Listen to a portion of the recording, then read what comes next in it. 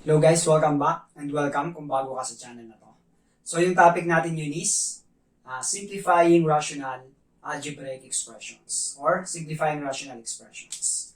So pag nagsisimplify tayo ng rational expressions, para lang din tayo nagsisimplify ng rational numbers. So for example, itong number 1 natin, 10 over 15. So simplify natin yan.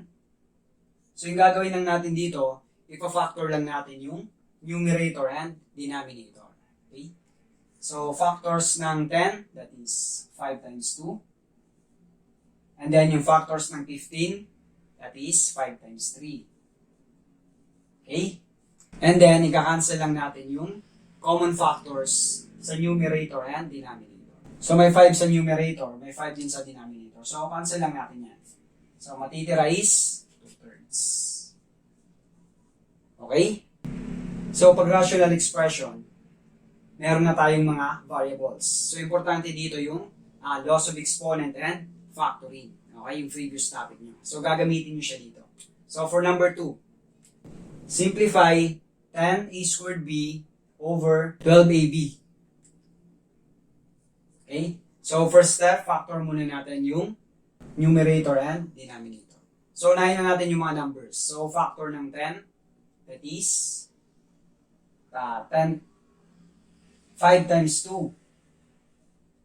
And then yung 12, 6 times 2 naman. Okay? So, cancel na natin yung 2. So, matitira sa numerator is 5 sa numbers. Then sa denominator, 6. Okay? And then next, yung mga variable naman. So, dito, apply lang natin yung loss of exponent. So, unahin natin si a squared over a. So, dahil naka-divide siya, subtract lang natin yung exponent. So, 2 minus 1, pag wala siyang exponent, ibig sabihin nun 1 siya. Okay? So, 2 minus 1, that is 1. So, matitira sa numerator is a to the power of 1, or simply a. And then, yung b naman, so, same silang may b, so cancel lang natin. Okay? So, ito na yung final answer natin. 5a over 6. Okay? Then for number 3, 2x plus 4 over x plus 2. So first step, factor muna natin yung numerator and denominator. So sa numerator, so apply natin dito yung common monomial factoring or factoring by GCF. So makikita nyo, may common factor sila. So ito 2 times 1, ito 2 times 2, yung 4. So pwede natin ilabas yung 2. Okay, so labas natin yan. So, 2x divided by 2, that is x na lang. And then plus 4 divided by 2, that is 2 na lang. So, ito na yung factors ng ating numerator. And then sa denominator, wala naman tayong mga factor dito. Copy lang natin siya. Okay? And then, same silang may x plus 2, cancel na natin yan. So, matitira na lang is so, therefore, yung simplified form nito is 2 na lang. Okay? So, more examples. For number 3, 45a squared b to the 6, c cubed over 30ab squared c to the 4. So, again, same lang to nung example number 2 natin. Loss of exponent lang.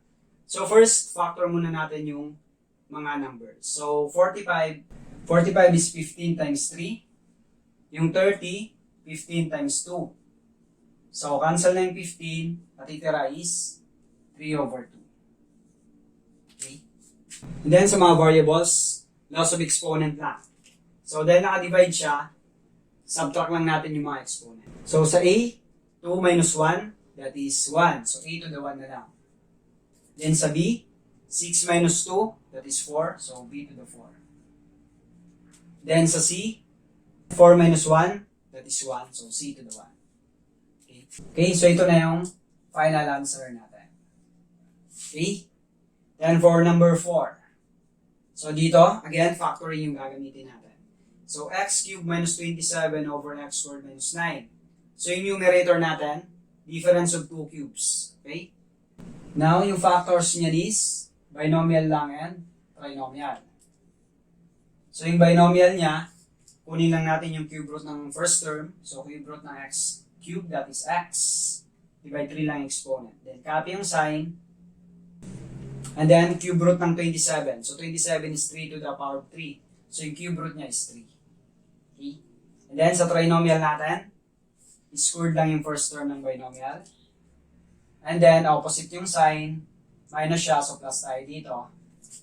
And then, multiply natin yung first term and second term. So 3 times x, that is 3x. And then plus lagi dito, square ng second term. 3 squared, that is 9. Okay? So medyo nalimutan nyo na, review lang kayo kasi gagamitin nyo siya dito sa simplifying rational expression. Itong sa baba naman, x squared minus 9. That is difference of 2 squares. Okay? 9 is 3 to the power of 2. Perfect square siya. So, yung factor niya is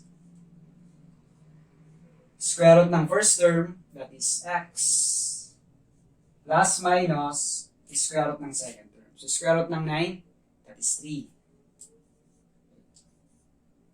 So, now, may makakancel ba tayo? Yes. X minus 3. So, cancel natin yan. Common factor nila, ng numerator and denominator.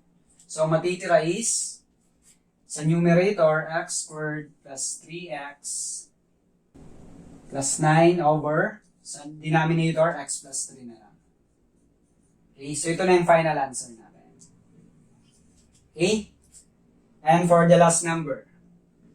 So, dito, 2x squared plus 10x plus 12 over 4x squared plus 12x plus 8. So, simplify natin. So, makikita nyo sa numerator natin. So, may common factor silang 2. So, labas muna natin yung 2 na yan. 2x squared divide 2, x squared na lang.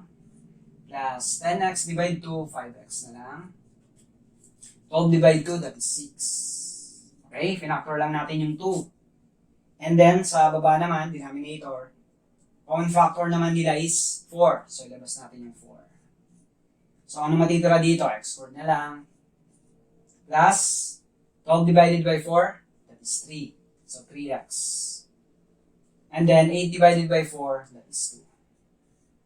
Okay, so na-factor na natin. And then, so itong mga trinomial, pwede pa siyang ma-factor. Okay? Gamit ang factoring general trinomials. So, dito sa numerator. So, factors ng 6, kung saan yung sum niya is 5. So, ano yun? Ano yung mga factors ng 6? 3 times 2. So, ito, 3 times 2. So, 3 times 2 is 6, 3 plus 2 is 5. So, therefore, yung factors niya is, so, 2 muna, times 3 and 2. So, x plus 3 and x plus 2 lang. Okay? And then, sa denominator natin, factors ng 2 kung saan yung sum niya is 3, that is 2 times 1, okay? 2 times 1 is 2, 2 plus 1 is 3. So, therefore, yung factors niya are x plus 2 and x plus 1. Okay? Now, cancel na natin yung mga common factors. Ano yun? X plus 2. Okay? So, matitira is 2 times, ito pa pala, mga cancel. 2 divided by 4. So, 2 na lang yung matitira sa denominator natin. So, dito, cancel na yan. Ito magiging 2. X plus 3 na lang. And then sa baba, x plus 1. Okay, so ito na yung final answer natin. Or pwede rin simplify mo pa itong sa denominator. So, x plus 3 over 2x plus 2. So, ito na yung final answer natin. Okay? Comment below guys kung nakatuloy yung video. Thank you for watching and huwag niyong kalimutan i-like.